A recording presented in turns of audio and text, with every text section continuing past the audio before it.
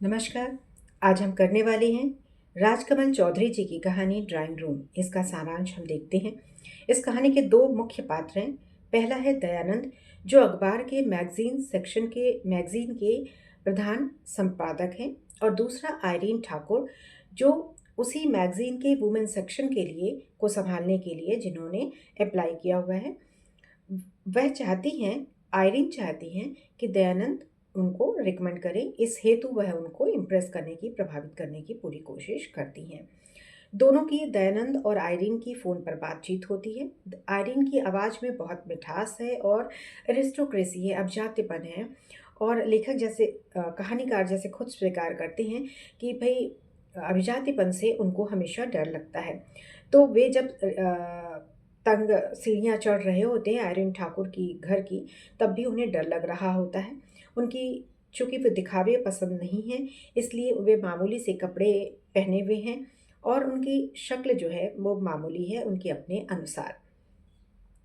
वे पहुँचते हैं आइरीन ठाकुर के घर। अगर हम बैकग्राउंड की बात करें आइरीन ठाकुर की, तो उनकी जो माँ हैं कैथरीन, वो फ्रांस, बेल्जियम या चेकोस्लोवाकिया की थीं, और उनके जो पिताजी थे वो वायुसेना के उच्च पदस्थ अफसर थे, और दोनों की मृत्यु हो चुकी थी, और पेंशन से इनका ये घर अभी तक चल रहा था।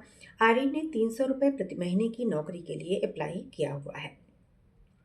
घर पहुँचते हैं तो जो उनका ड्राइंग रूम है वो उन्हें बहुत ज़्यादा रिच, भव्य नज़र आता है। 3-3 सोफ़े होते हैं। पर्शियन ज़मीन पर पर्शियन कारपेट होता है। खिड़कियों पर हैंड प्रिंट के जापानी पर्दे लगे हुए होते हैं। महँगी ओरिजिनल पेंटिंग्स लगी होती हैं दीवारों पर। एक तरफ ग्रामोफ़ोन, दूसरी तरफ पियानो होता है। अ, बेरा आकर सामान सर्व कर रहा होता है, और वे ये सोच भी रहे होते हैं कि पेंशन से, इतनी कम पेंशन से वो कैसे उनका खर्च चल रहा होगा। आइरीन आती हैं, और उनका आइरीन जो होती हैं वह वाक़ई में बहुत सुंदर रहती हैं, और उसे शारीरिक अभिजात्य का उदाहरण उन्हें कहा जा सकता है। वह अपने आप को बहुत सिंपल शो करती हैं कि वो बहुत सिंपल हैं। जब दयानंद कहते हैं कि उन्हें प्रदर्शन नहीं पसंद है, लिपस्टिक नहीं पसंद है, मेकअप नहीं पसंद है, उन्हें बुद्धि से ज़्यादा प्यार है, तब आइरीन कहती हैं कि हाँ, वे भी मेकअप नहीं करती, कभी-कभार लिपस्टिक लगाती हैं। उन्हें सिल्क से नफ़रत है और वे खादी पहनती हैं। इस तरह वह दयानंद को इम्प्रेस करने की पूरी तरीके से कोशिश करती हैं। वह दयानंद के करीब आने का भी प्रयास करती हैं। आइरीन की 3 बहन और 1 भाई और हैं। जब दयानंद यह कहते हैं कि भई आप जब इतनी रिच हैं, तो आपको काम करने की, आप, मेरी एक छोटी-सी नौकरी है, मेरे तो मैगज़ीन सेक्शन में की मैगज़ीन की, उसको आप क्यों स्वीकार करेंगी? मुझे पूरा विश्वास है कि आप स्वीकार नहीं करोगे।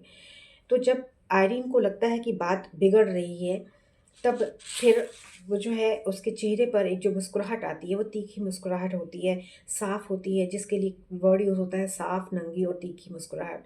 वो जीवन के अनुभवों से, जीवन के संघर्षों से निकली हुई तीखी मुस्कुराहट होती है।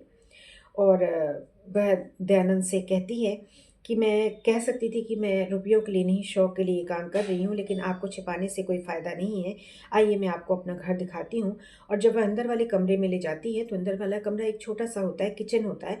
वहीं पे दरी बिछी हुई होती है, जहाँ उसकी तीनों बहनें, कोई चावल बीन रही होती है, कोई मैगज़ीन पलट रही होती है, और एक भाई होता है छोटा, जो फ़िज़िक्स की बुक लिए बैठा हुआ होता है। तो वह बताती है, देखिए ये मेरी असलियत है। पिछले 5-6 महीनों से ड्राइंग रूम में जितना भी सामान है सब किराए का है, और पिछले 5-6 महीनों से मैंने इसका किराया नहीं भरा है। और बेरा और नौकरानी की जहाँ तक बात है, तो हमारे जो पड़ोसी हैं वे बहुत नम्र दिल के हैं, उदार हैं, और वे अब कभी-कभी अपने नौकर हमें दे देते हैं। मतलब जब बाहरी लोगों को इम्प्रेस करना होता है, तब उन्हें ये बेरा और नौकरानी उन्हें उपलब्ध करा दिए जाते हैं उनके नेबर्स के द्वारा। तो इसलिए मुझे इस जॉब की ज़रूरत है। यह आइरीन अपने आप को दयानंद के सामने अपना असलियत जो होता है वो कर देती हैं। तब जो दयानंद होते हैं, वे बहुत बुझी हुई निगाहों से उसे देखते हैं, ड्राइंग रूम को देखते हैं, और अ, डायरी ड्राइंग रूम की वो भव्यता और किराए के सारे सामान और आयरीन का ये कहना कि उसे फैशन से, मेकअप से और ऐशो इशरत से नफरत है, यह जो दयानंद है वह सोचते रह जाते हैं। और इसी पर हमारी कहानी खत्म होती है। धन्यवाद।